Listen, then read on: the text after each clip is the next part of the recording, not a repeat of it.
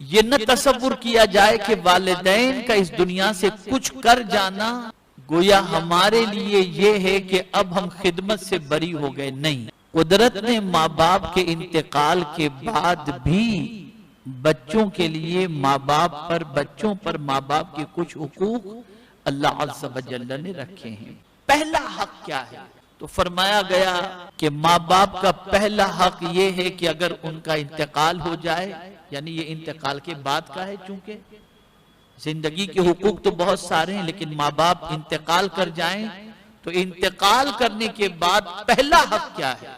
तो फरमाया गया उनके दफन का एहतमाम, उनके कफन का एहतमाम, उनके गुस्ल का एहतमाम, उसमें जल्दी करना और उनके इन सारे प्रोसीजर को, यानी कफन के मामले को, नमाज जनाजा के मामले को, दफन के मामले को, इसको एक बच्चे की जिम्मेदारी है कि बहुस्नो खूबी उसे अंजाम दे।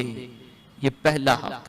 और मेरे प्यारे आका सल्लल्लाहु तआला अलैहि वसल्लम के प्यारे दीवानों, ये तसव्वुर न किया जाए कि रूह माँ बाप के कब्ज़ अंसरी से परवाज कर जाती है, फिर उसके बाद ये पता नहीं चलता कि कौन क्या कर रहा है। नहीं, माँ बाप को अच्छी तरीके से इंतकाल के बाद भी पता चलता है कि उनका कौन सा बच्चा उनकी कब्र पर आ रहा है और कौन सा बच्चा नहीं आ रहा, कौन फातिहा पढ़ रहा है, कौन नहीं पढ़ रहा, कौन ईसाले सवाब कर रहा है, कौन ईसाले सवाब नहीं कर रहा, सारी चीजों का इल्म। तो पहला हक माँ बाप के इंतकाल के बाद का ये है कि आप उन्हें गुस्ल दें, उनके जनाजे की तैयारी करें, उनके कफन दफन का एहतमाम करें।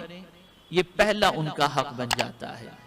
अब उसके बाद दूसरा हक, आला हजरत अजीमुल बरकत इमाम इश्क व मोहब्बत ने दूसरा हक ये बताया कि उनके लिए दुआ और इस्तिग़फ़ार की, उनके लिए बख्शिश चाहो अल्लाह की बार। और अगर कुरान मुक़द्दस की दुआओं को देखा जाए तो अंबियाए किराम अलैहिमुस्सलातु व तस्लीम की दुआओं के अंदर भी ये चीज मिलती है कि उन्होंने खुद अपने लिए नहीं बल्कि अपने वालिदैन के लिए और सारे मोमिनीन के लिए मग़फ़िरत की दुआ की। और यहाँ एक नुक्ता आप ज़हन के अंदर रखो, आप समझते हैं उनके नाम से खाना खिला देना, उनके नाम पे कपड़े दे देना, उनके नाम पे ये कर देना, ये सब बाइस बरकत है, उसका सवाब उनको पहुंचता है। लेकिन सबसे ज्यादा जरूरत माँ बाप को अपने इंतकाल के बाद औलाद की तरफ से जो होती है, वो सबसे बड़ी जरूरत ये होती है कि उनकी मग़फ़िरत की दुआ करें। बच्चों को चाहिए कि कोई नमाज उसकी ऐसी न गुजरे जिस नमाज के बाद वो अपने माँ बाप के लिए मग़फ़िरत की दुआ न करे। तो माँ बाप के लिए दुआ करें, इस्तिग़फ़ार करें। तीसरा हक, इंतकाल किए हुए माँ बाप का औलाद पर क्या है? तो फरमाया गया सदका व खैरात और अमाले सालिहा का सवाब। उनकी तरफ से गरीबों को दिया करो, उनकी तरफ से कपड़े पहना दिया करो, उनकी तरफ से खाना खिला दिया करो, उनकी तरफ से नेक अमल कर लिया करो, उनकी तरफ से दुरूद शरीफ पढ़कर अल्लाह के रसूल की बारगाह में नजर कर दिया करो।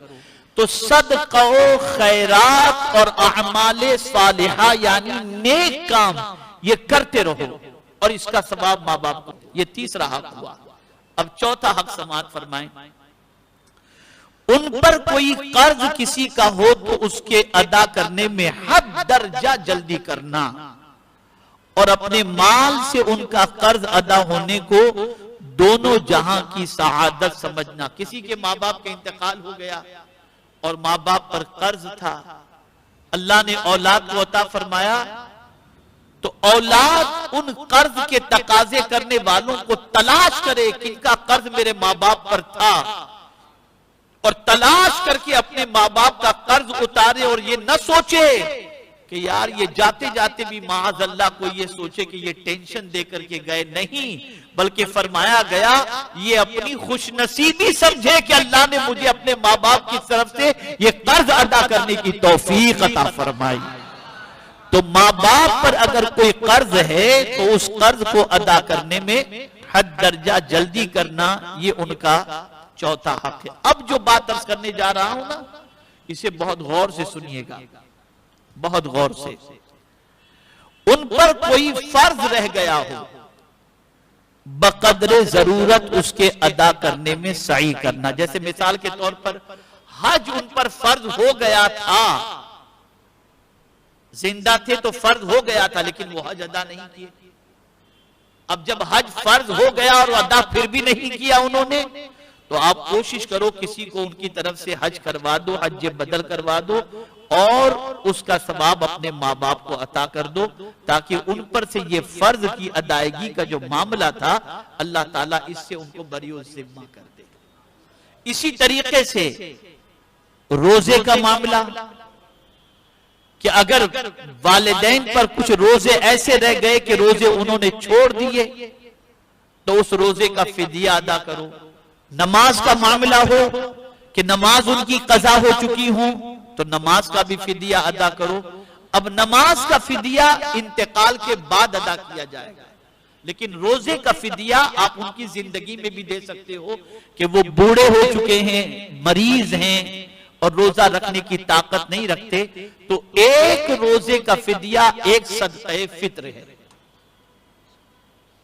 2 किलो 50 ग्राम गेहूं की कीमत के बराबर आप जो है वो सदक़े फित्र के बराबर सदका अता कर दे एक रोजे के एवज के अंदर। ये उसके लिए है जो बीमार हैं, शेखे फानी हो चुके हैं, यानी इतने बूढ़े हो चुके हैं कि अब रोजा नहीं रख सकते, तो एक रोजे का फिदिया ये।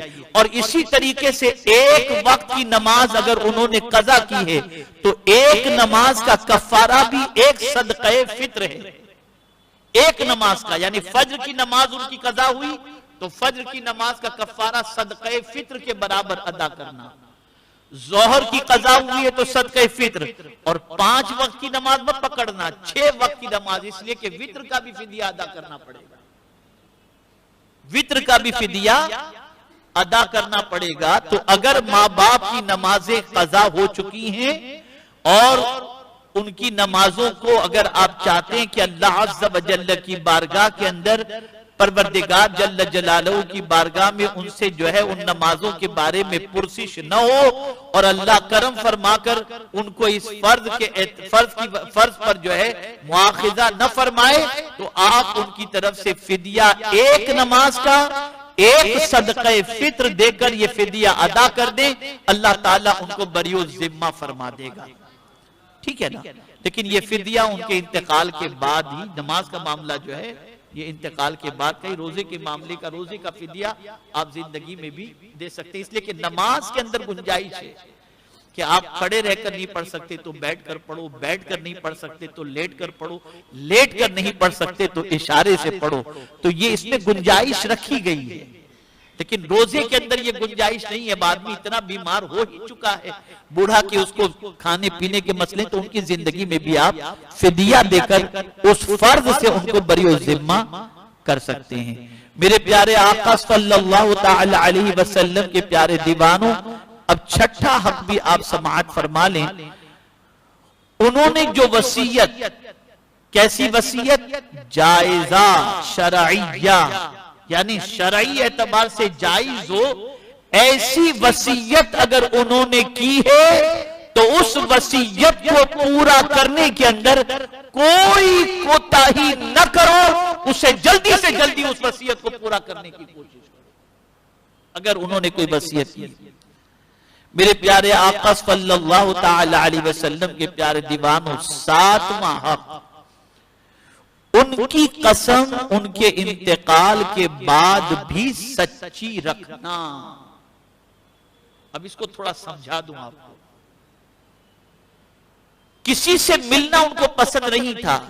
फला आदमी, बेटा तुमको नहीं मालूम वो तुम्हारा दुश्मन है, इससे मत मिलना, और उनसे मिलना तुम्हारे माँ बाप को नापसंद था, तो ये नहीं कि वो जब तक जिंदा थे तब तक नहीं मिलते थे और वो इंतकाल कर गए तो अब उनसे मिलना आपने शुरू कर दिया, अब तो माँ बाप का इंतकाल हो गया। नहीं, उन्होंने जिस चीज के बारे में तुम्हें कह दिया था जिंदगी के अंदर जो तुमको नापसंद था, आप उस काम से परहेज करो और ऐसे लोगों से मिलने से गुरेज करो।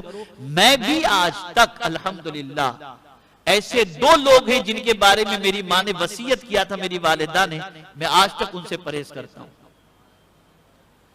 बहुत कोशिशें की गई लेकिन मैं नहीं मान रहा, इसलिए कि मुझे मालूम है मैं मिलूंगा तो मेरी वालिदा को कब्र में तकलीफ पहुंचेगी, और इनका मिलना अपनी जगह पर, वालिदैन का मकाम अपनी जगह पर, इसे जहन में रखिए आप।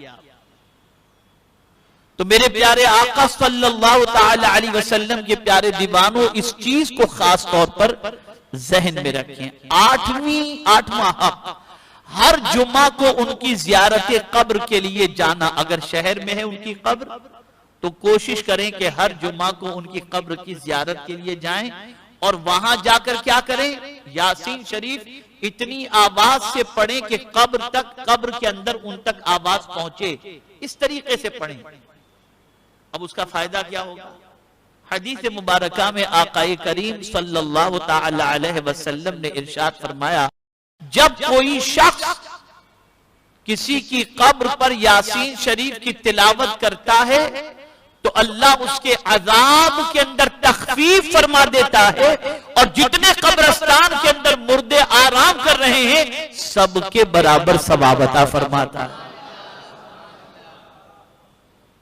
तो ये भी वालिदैन के हक में है कि आपके शहर के अंदर अगर उनकी कब्र है तो कोशिश करें कि हर जुमा को उनकी कब्र पर जाकर फातिहा पढ़ें और यासीन शरीफ की तिलावत करके उनकी रूह को इसाले सवाब करें, और उनके सदके में सारे कब्रिस्तान वालों की रूह को भी, मोमिनीन की, इसाले सवाब करें। एक बहुत बड़ी गलती होती है मुसलमानों की तरफ से कि जैसे कब्रिस्तान के करीब से गुजरे, अंदर कब्र है, अब जाने का वक्त नहीं है, तो वहीं खड़े रहकर कब्रिस्तान के बाहर, वालिदैन की कब्र कब्रिस्तान के अंदर है तो सलाम कर ले, वहीं से सूरह फातिहा सूरह इखलास पढ़ करके उनको इसाले सवाब करने थोड़ी देर लगती है, 2-3 मिनट, और उनको इसाले सवाब करके निकल जाए। अगर कोई शख्स उस रास्ते से गुजरता है और उनके उनको इसाले सवाब नहीं करता, सलाम नहीं करता, तो उनको रंज होता है कि मेरे करीब से गुजरा और मुझे सलाम भी नहीं किया।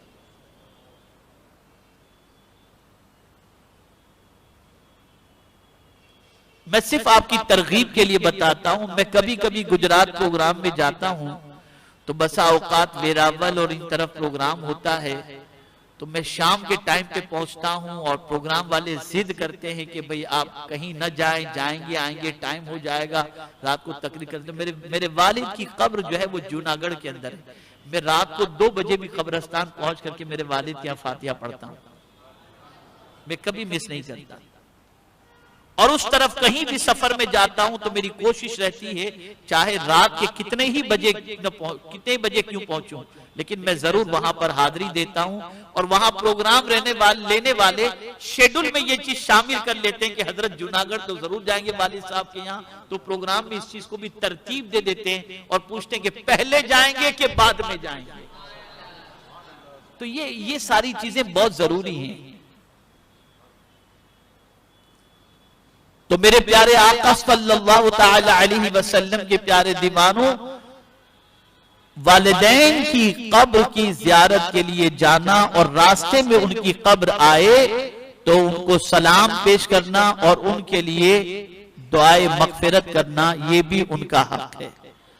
अब 9वां हक, उनके रिश्तेदारों के साथ उम्र भर नेक सुलूक करना, यानी माँ बाप के रिश्तेदार, बाप के रिश्तेदार, माँ के रिश्तेदार, दोनों के रिश्तेदारों के साथ जिंदगी भर हुस्ने सुलूक करना, ये अपनी जिंदगी में आपको शामिल करना पड़ेगा। ये नहीं कि आज चचा से रिश्ता तोड़ दिया, कल मामू से रिश्ता तोड़ दिया और सोचे कि अब कहां अब्बा अम्मी है कि ये रिश्ता रखना जरूरी है। नहीं, आप जब चचा से रिश्ता रखोगे, मामू से रिश्ता रखोगे और उनके साथ अच्छा सुलूक करोगे तो इससे माँ बाप को अपनी कब्र के अंदर राहत नसीब होगी।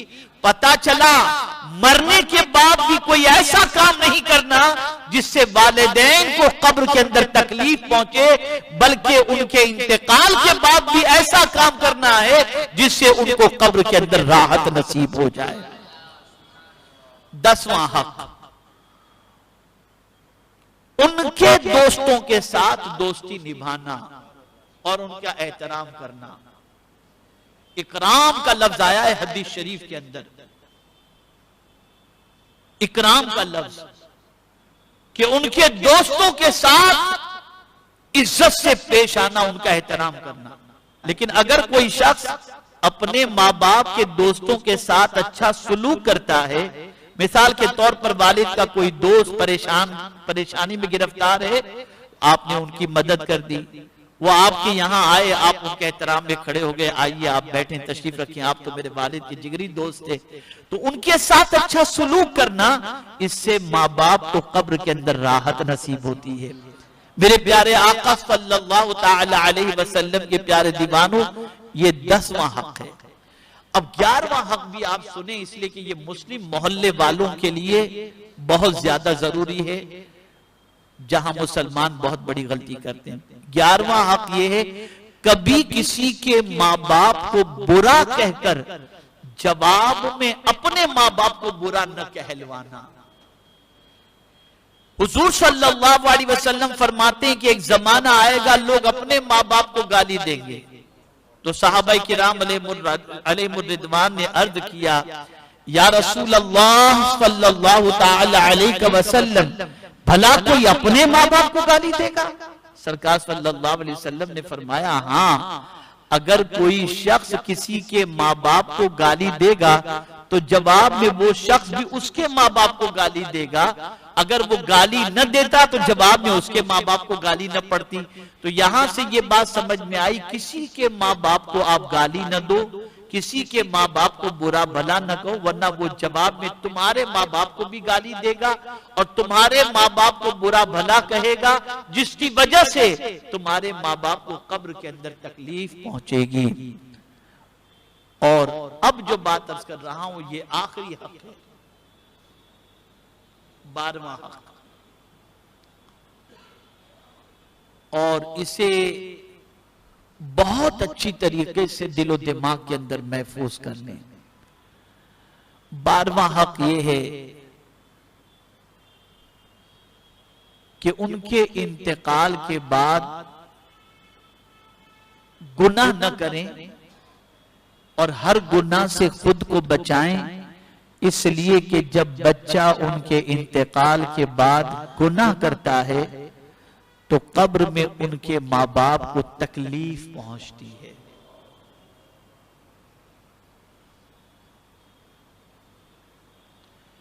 बहुत सारे जालिम बच्चे माँ बाप के इंतकाल का इंतजार करते हैं कि माअज़ल्लाह हमारी आजादी में हमारे माँ बाप सबसे बड़े रुकावट हैं, और जब इंतकाल हो जाता है तो फिर हर गुनाह के दरवाजे पे दस्तक देते हैं और ये समझते भी नहीं कि इसका अंजाम क्या होगा। मेरे प्यारे आका सल्लल्लाहु ताला अलैहि वसल्लम के प्यारे दीवानों, हफ्ते में 2 मरतबा माँ बाप के पास बच्चों के आमाल पेश किए जाते हैं। जिनका इंतकाल हो गया, कब्र के अंदर माँ बाप के आमाल पेश किए जाते हैं। जब माँ बाप अपने बच्चों को नेकियां उनके आमाल में देखते हैं तो खुश होते हैं और दूसरों को बताते, देखो ये मेरे बच्चे ने काम किया है। और अगर बच्चे ने गुनाह किया और नाफरमानी की तो माँ बाप शर्म से अब कब्र के अंदर परेशान होते हैं और उनको दिली तकलीफ पहुंचती है। तो ऐ रसूल आजम सल्लल्लाहु ताला अलैहि वसल्लम के प्यारे दीवानों, ये नहीं कि माँ बाप के इंतकाल के बाद आप माँ बाप को खुश और माँ बाप को गम, इसके बारे में फिक्र न करें, बल्कि माँ बाप के बारे में ये चीज जहन के अंदर रखें कि इंतकाल के बाद भी बच्चों के अमाल उनके सामने पेश किए जाते हैं। अच्छे अमाल से वो खुश होते हैं और बुरे अमाल से वो रंजीदा होते हैं।